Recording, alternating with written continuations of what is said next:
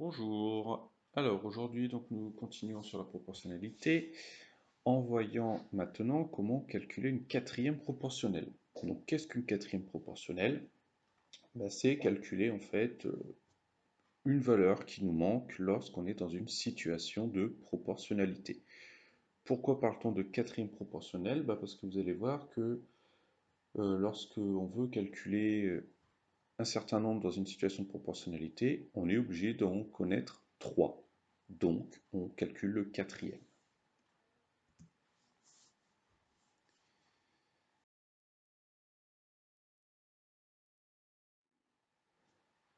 On a vu précédemment qu'il y avait différentes méthodes pour reconnaître des situations de proportionnalité. Et on peut réutiliser ces méthodes pour justement compléter des tableaux de proportionnalité.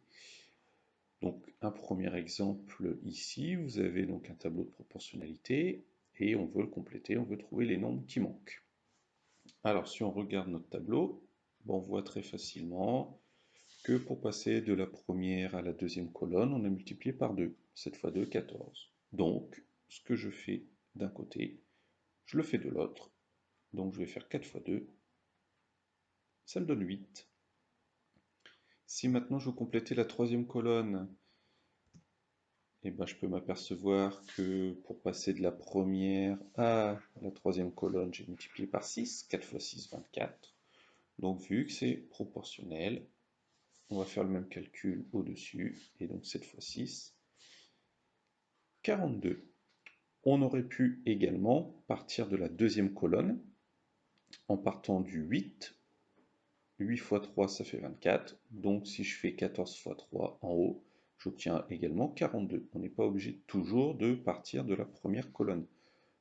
Il faut partir d'une colonne qui nous semble assez pratique pour obtenir celle que l'on veut, en faisant toujours des choses simples. C'est le but.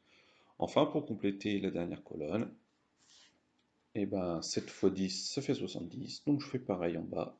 4 fois 10, 40. Donc voilà une première façon de compléter un tableau de proportionnalité, en passant colonne par colonne.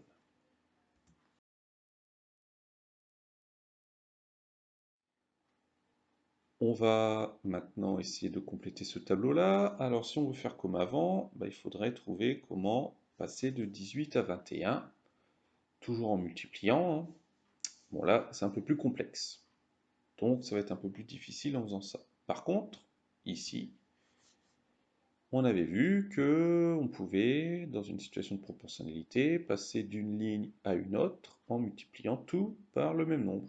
Ici, comment je passe de 6 à 18? En multipliant par 3. Donc, pour obtenir la ligne du bas, je vais multiplier la ligne du haut par 3. Et si c'est la ligne du haut que je veux obtenir, je vais prendre la ligne du bas que je divise par 3. Donc, en faisant ces calculs-là, quel nombre est au-dessus de 21? 21 divisé par 3, ça fait 7. Quel nombre est en dessous du 10? 10 fois 3, ça fait 30. Et quel nombre est au-dessus de 45? 45 divisé par 3, ça fait 15. Donc là, c'est en utilisant un coefficient de proportionnalité. Ici, ce coefficient, c'est 3.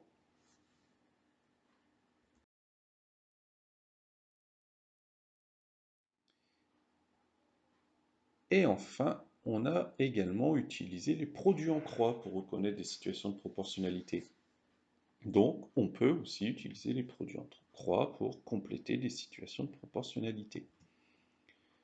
Donc voilà, un tableau de proportionnalité avec des masses et des prix. Donc si je veux savoir quelle masse j'ai acheté par exemple pour avoir payé 40 euros, et si je veux faire un produit en croix, on a vu que ce 12 fois 40 devait être égal à 15 fois le nombre que je cherche. Donc je vais faire 12 fois 40 divisé par 15. Donc si vous faites ce calcul, vous allez trouver 32. Donc si j'ai payé 40 euros, c'est que j'ai acheté 32 kg de je ne sais quoi. Ici, on n'a pas plus de précision. Et si je veux trouver combien va coûter les 5,6 kg du je ne sais quoi dont on est en train de parler ici, Bah là aussi, je peux faire alors deux produits en croix, vu que j'ai plusieurs cases avant. Soit je fais 15 fois 5,6 divisé par 12, soit, si je veux utiliser la deuxième colonne, 40 fois 5,6 divisé par 32. Là, c'est à vous de voir, mais dans tous les cas, vous allez trouver le même résultat. Et ici, vous trouvez 7. Donc voilà plusieurs méthodes qui permettent de calculer, de compléter des tableaux de proportionnalité. Les produits en croix, ça fonctionne tout le temps. Les deux premières méthodes, ça dépend des nombres que vous allez avoir. Le but étant toujours d'essayer de faire simple, rapide, pour que voilà, ça ne soit pas trop compliqué pour vous.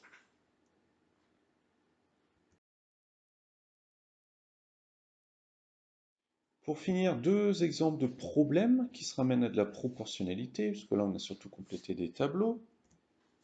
Donc par exemple, une recette de paella qui donne des ingrédients pour 8 personnes.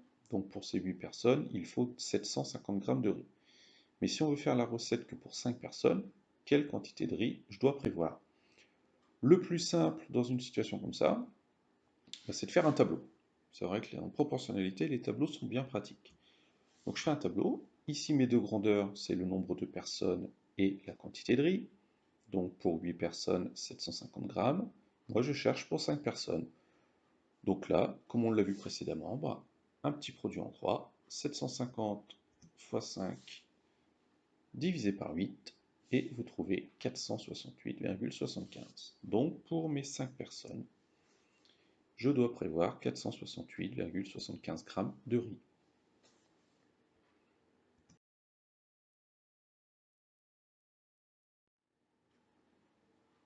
Un dernier problème dans le même genre. Donc ici, 4 écharpes identiques coûtent 39 euros. Donc combien vont coûter 11 de ces écharpes? Et bien là aussi, je peux faire un tableau. Ici, on s'intéresse au nombre d'écharpes et au prix. Donc 4 écharpes, 39 euros. Moi, je cherche pour 11 écharpes. Donc là encore, un produit en croix.